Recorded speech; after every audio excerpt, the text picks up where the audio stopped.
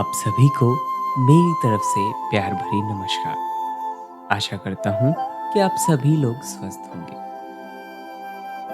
हम सभी चाहते हैं कि अंतर में हम अपने गुरु से मिलें, उनसे बात करें। ठीक इसी तरह की चाहत हमारे एक सत्संगी भाई को भी हुई। तो चलिए शुरू करते हैं उन्हीं के अंदाज में।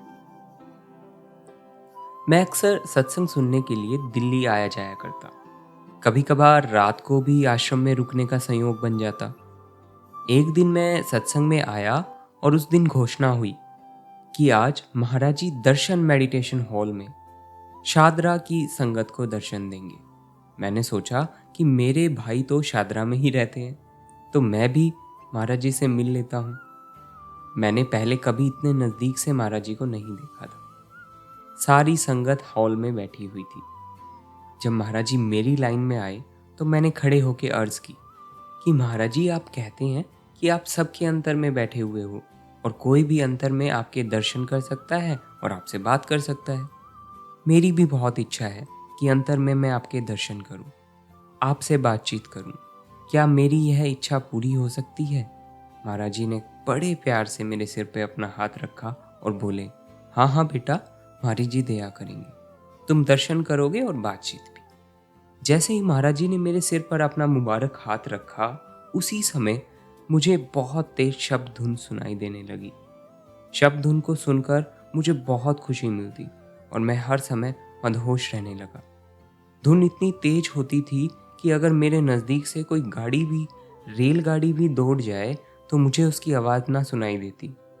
मैं जब भी अपनी आंखें बंद करता तो मुझे अंतर में जगमगाती रोशनी दिखाई देती और धुन भी जारी रहती। मैं थोड़ी देर के लिए भजन पे बैठता तो 7-8 घंटे का समय बीत जाता।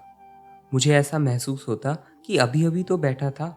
मैं जब भी भजन से उठता तो मुझे असीम शांति और आनंद की अनुभूति होती। मेरी आंखों में नींद जैसे गायब ही हो गई थी। इसकी आवश्यकता ही नहीं रही।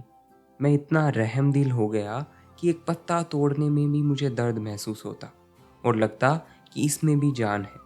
मैं सुबह 7 बजे के लगभग भजन से उठता तो ये सोचकर वापस बिस्तर पे लेट जाता कि घर वाले कहीं ये ना कह दें ये तो रात को सोया ही नहीं।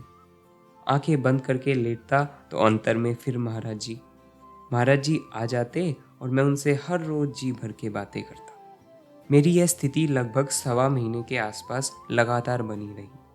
धन्य है ऐसे सद्गुरु जिनकी दया मेहर से मुझे उस परम आनंद की अनुभूति हुई जिसके लिए देवी देवता भी तरसते हैं। प्यारे भाइयों, हमें भी अपने गुरु से इसी प्रकार की कोई दात मांगनी चाहिए। उनसे प्रेम की ऐसी सौगात मांगनी चाहिए जो सदैव हमें आनंद की अवस्था में ले जाए। फिर मिलेंगे किसी और दिन एक नई साखी के साथ। तब तक के लिए धन्यवाद।